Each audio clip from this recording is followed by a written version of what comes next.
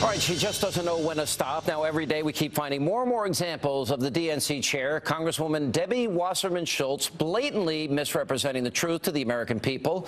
Now, not only about what Governor Mitt Romney stands for, but also about what President Obama has achieved since taking office. Now, our friends at townhall.com uncovered this outrageous statement from yesterday.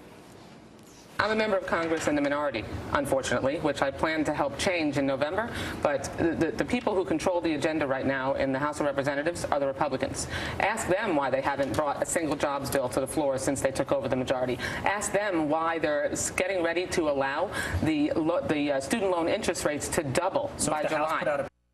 Not really sure how she can say all of that with a straight face. Now, here is another example. Listen to what she said about Governor Romney's stance on health care for women. It's clear that Mitt Romney is dramatically out of touch with women and the issues and the priorities that matter to us. You know, wanting to take us back to a time when insurance companies could drop us or deny us coverage simply because of our gender being considered a pre-existing condition, charging us up to 50% more simply because we're women. Pretty unbelievable. All this disinformation appears to be her attempt to sway the opinions of the American people. But guess what, Congresswoman? They're smart enough to figure this out. Joining me now with reaction, the author of the New York Times #1 bestseller, Culture of Corruption, Michelle Malkin.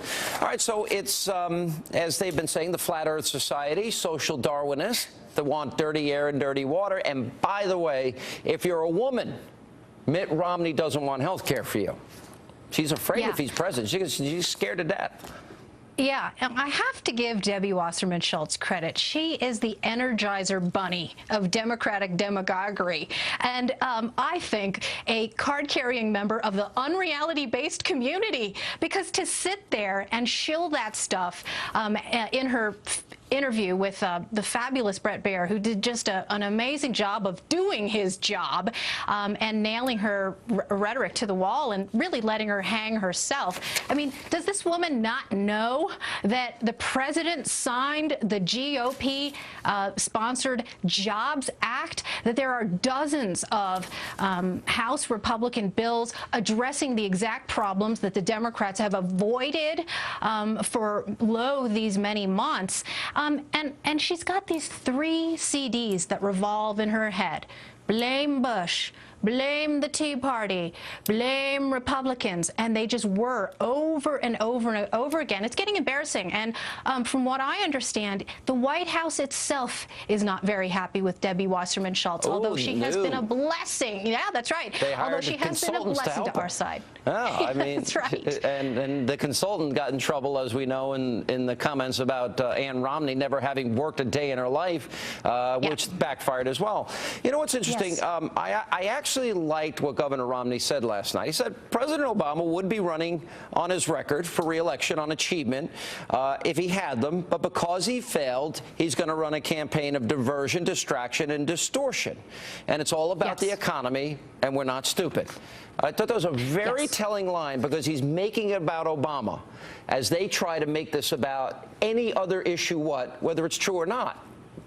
Yeah, that's right. And I think it's very important to hammer the Obama administration and Obama 2012 on the facts and to counter them, whether it's the student loan bubble that they want to reinflate, the housing bubble, which they've reinflated, the banks that were too big to fail, which they've made even bigger, the unemployment rate, the green jobs, boondoggles. We need all that. But I also think it's important, and just to reiterate the point, to hammer this administration on its ethics, integrity, and how they have treated their opponents. And Debbie Wasserman Schultz, just to bring it back to her for a moment, has been the filthiest mouth when it comes to demagoguing her opponents. This is a woman who took the opportunity during the Gabriel Giffords shooting anniversary earlier this year in January to try and blame the Tea Party again for divisiveness of rhetoric in Washington. And yet this is a woman who went ahead and blamed the Republican Party for wanting to take America back to the Jim Crow laws and then denied that she said it, even though it was on tape. Look, this is reality here. She's a political hack, and she's not even a good one.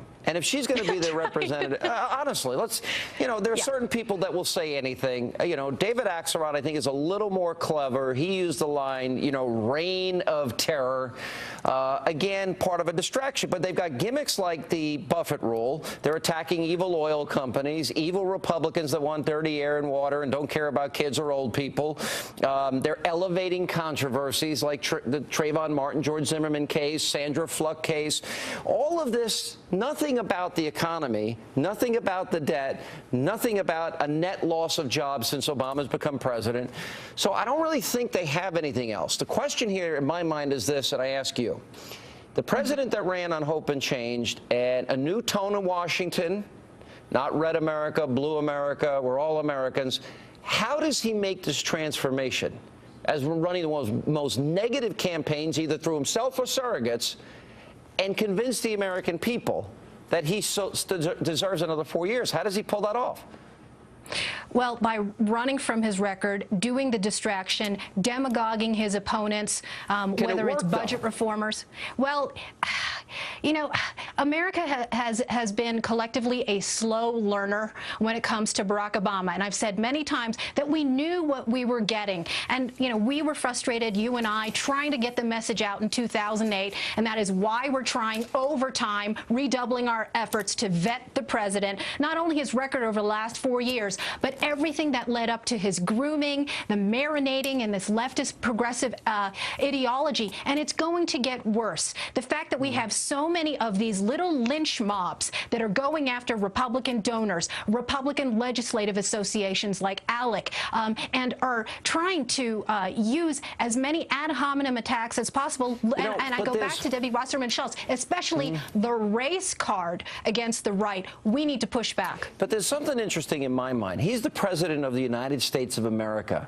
And, this new campaign ad that we showed earlier in the program today by the RNC, you see Romney, speaking in measured tones, talking about a brighter future for the country. And I know he wasn't your first choice, but but the comparison now is pretty stark to me. And the president is diminishing himself by allowing himself to run a campaign like this. And I've got to believe that the one thing that he did have that now we see, it's chipping away here day by day. He's diminishing the office, diminishing himself, seemingly petty. And I don't know if that's going to work. I don't see that working for him in the long term.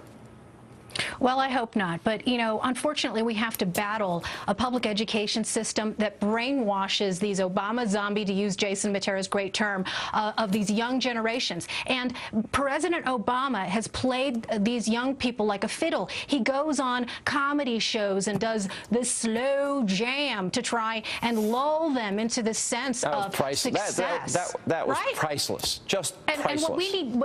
And what we need to tell these kids is, you know what he's slow jamming? He's slow jamming the economy. Yeah. Right? And he's slow jamming so many investigative probes into the filth, the corruption, the ethics investigations that are going on the Hill. And we need to tell those stories. And I've been evangelizing this to as many people as possible, whether you're online and you're a conservative activist or you're a movement person, whatever role you play, we need to counter those false narratives and those fables and unmask them for what they are. Every charge has to be answered. Totally agree with you. Exactly. Michelle Malkin, as a matter of fact, speaking of the slow jam news, we will have more highlights when we come back with our great American panel. Straight ahead.